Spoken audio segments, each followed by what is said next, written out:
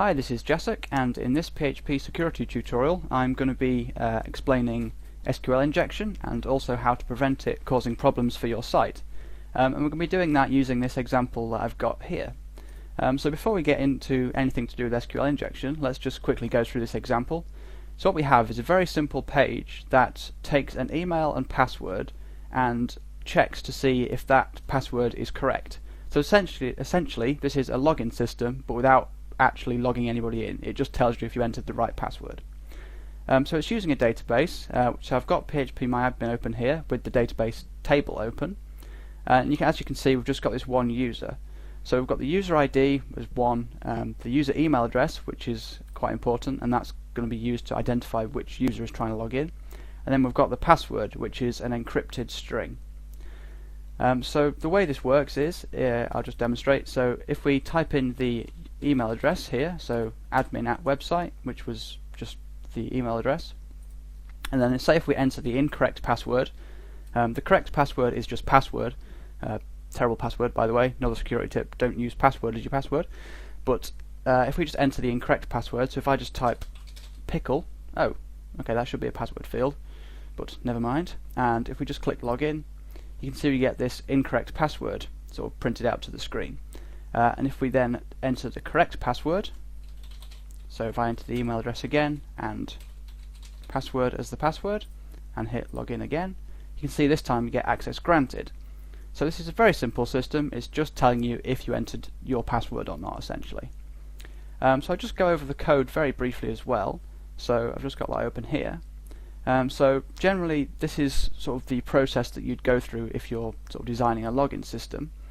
So you'd have, usually you do this with a function, but just for the purposes of this video I've decided just to do it all sort of in one file, just to keep it a little bit simpler.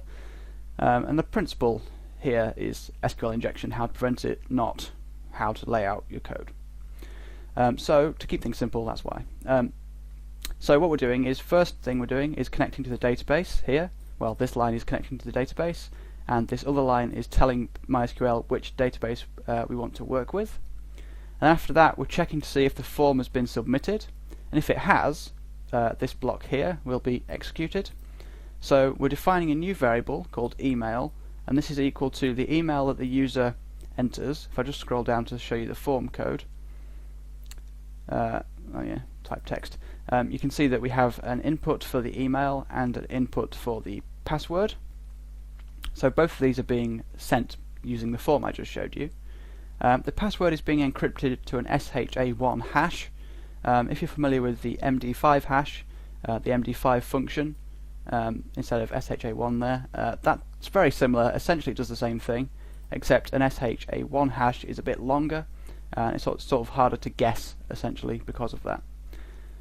And then all we're doing then is using a very simple SQL statement.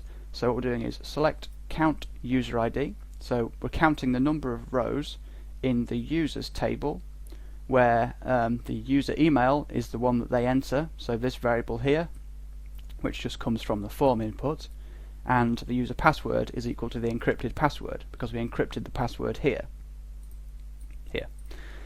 And then we're checking the number of, well, this is returning the number of rows, and then we're getting that result using the MySQL result function. Then just a little bit further down we have a simple if statement. So if is set total, because total will only be set, i.e. it'll only have a value if they have click the submit button. So if it's set, we check it against 0, and if it is 0, that means the password's wrong because the query has returned a count of 0, which means the email and password combination hasn't been found. And if not, we return access granted, or we output access granted. So that's basically how that works, and the problem is that we have sort of neglected to secure this against SQL injection, which means that anybody will be able to log in regardless of what password they enter. So if we just go back to our page, I'll briefly demonstrate this. So if we just reload this, and if we type in admin, so the email address, but then we put a single quote, a space, 2 dashes, and another space, then we can type anything at all, so that's not the password, hit login, you see we get access granted. So if this was a real login system, like to the admin area of your site, or well, anything that, you know, any login system shouldn't be able to just allow access to anybody, this would be like a very serious problem. So obviously need to do something about this. But first, let's just sort of go over why it's actually happening and why this works. Because if you understand that, then the solution makes more sense. So what we'll do is just go back to our code, and instead of actually, as well as actually running the query, let's just copy this whole SQL statement. Okay, copy this whole SQL statement, and then just above here, let's just do echo. We'll echo output the entire SQL statement. So then going back to our page, and if we log in properly again, so admin at website, and well, let's get the password wrong, and hit login, you can see, oh, there's a new line. That's a bit strange. Let's just view the page. Okay, yeah. Oh, it's because I made the HTML invalid. Anyway, so this bit here is the SQL statement that we're actually running. So you can see that our variables have been replaced with their actual values. So we've got select count user ID from users, where user email equals the email we enter, and the password equals this random looking string of numbers and letters.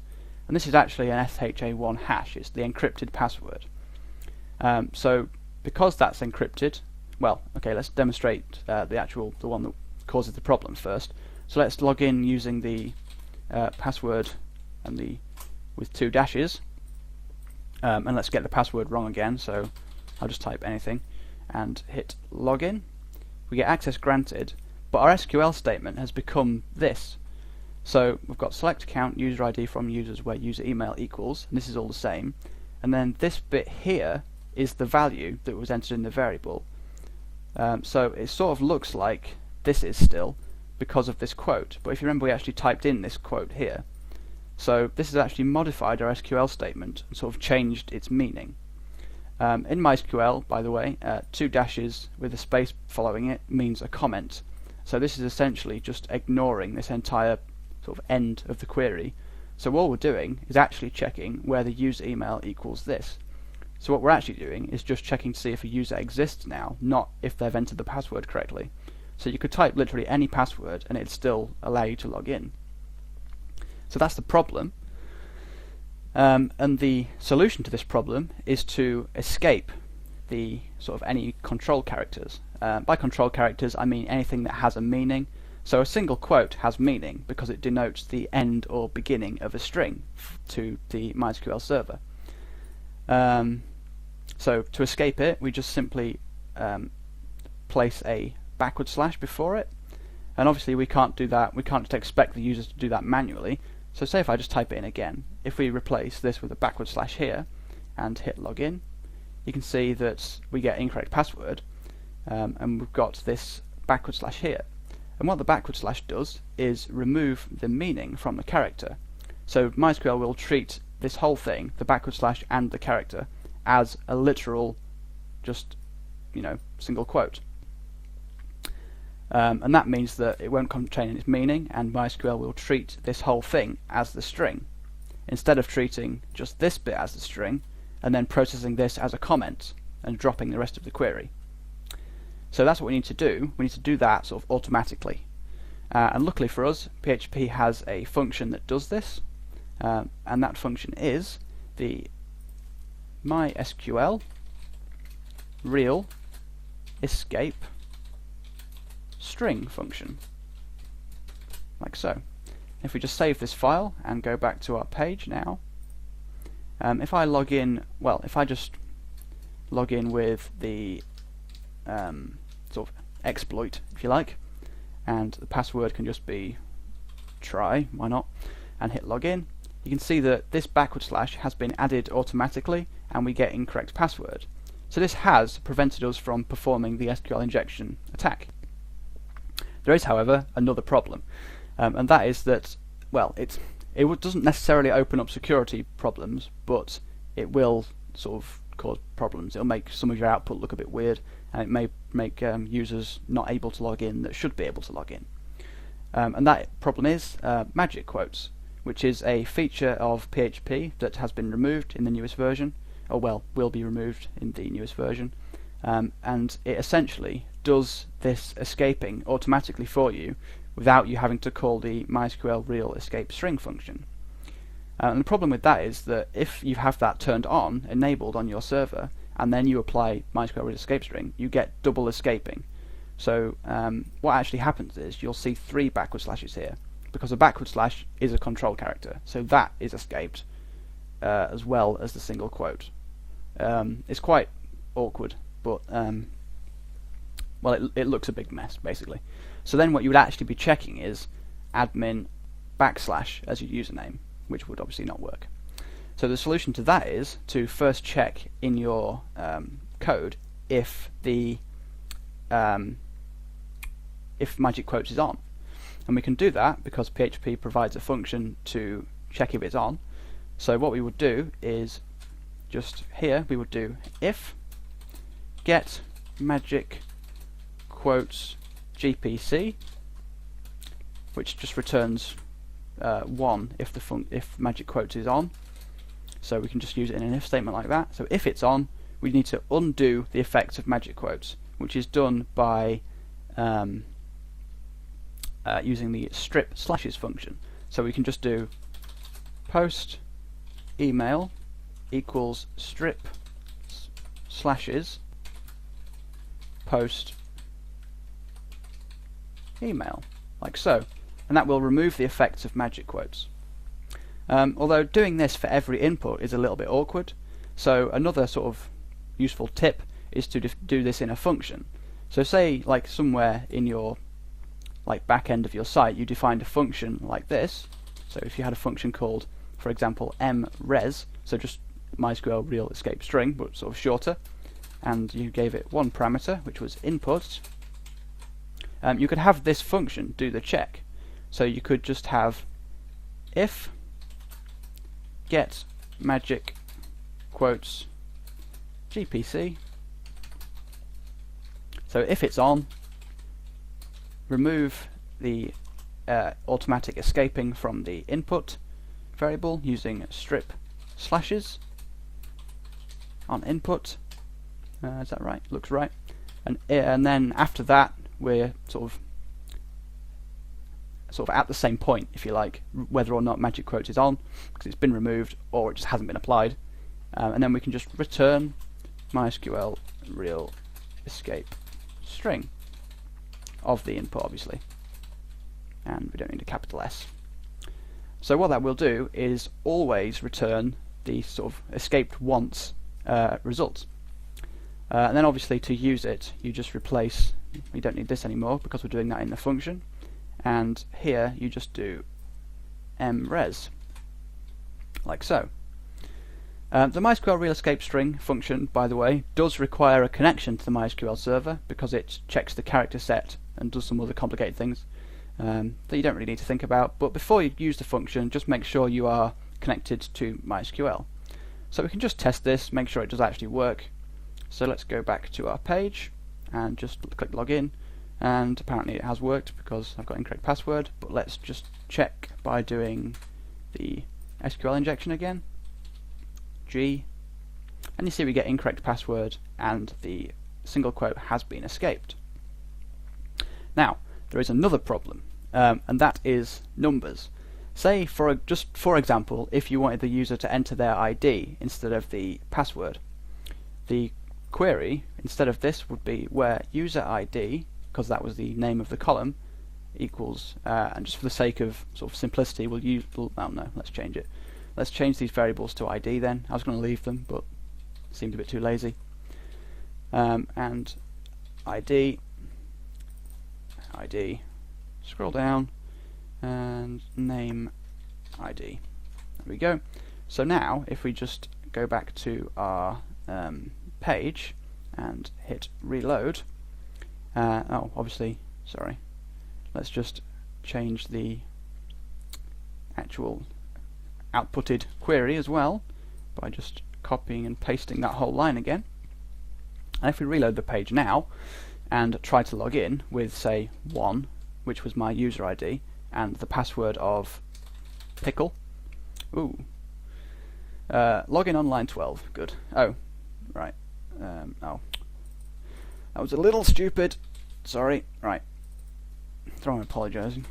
Okay, so now we've fixed that stupid mistake. Let's hit resend. And now you see we get incorrect password, although that's still in quotes. Numbers don't need to be in quotes, which is actually the point of this little add-on section. And also that should be user ID there. Okay. I'm not sure when that changed. Maybe I copied and pasted the wrong one. I think I did, didn't I? Okay. Right. Okay. Back to being professional. So resend. There we go. So select account from users where user ID equals 1 and user password equals the password. Now the problem here is that without the quotes around it, you can enter sort of control characters and they won't be escaped. Well, not necessarily control characters. Well, anyway, let's just do the example. So say we entered 1 as the ID and then a double dash with a space after it and then any password and hit login. You see we get access granted. And if you notice that our actual input here, none of it has been escaped because these dashes aren't considered control characters and they're not escaped. So again, this has just dropped this whole part of the query. The reason this has happened is because we're able to still influence the query, if you like, by what we're doing. We are sort of, our code is assuming that we've entered a number, just a number, and we're actually entering a string instead, and that is sort of placed into the query. And the solution to this is again quite simple, really. There's a sort of method you can do to, well, let's just demonstrate. If we go back to our code, instead of just mres, what you can do is replace that. So remove the function and instead cast the variable to an integer. And what that will do is drop any character after the first non-numeric character. So regardless of what they enter, only the sort of first number part will be used. So going back to our code again, hitting reload, hit resend, you can see that the double dash has disappeared even though we entered it. So that is essentially it for SQL injection. So the bottom line, to sum up, if you like, if you're using a string and you have quotes around it in your actual SQL statements, you need to apply the MySQL real escape string function. If you're using a number and it doesn't have quotes around it, you need to cast it to an integer, which will drop, like I said, it'll drop any non-numeric character. Okay, so hopefully this has been fairly useful, and thank you for watching.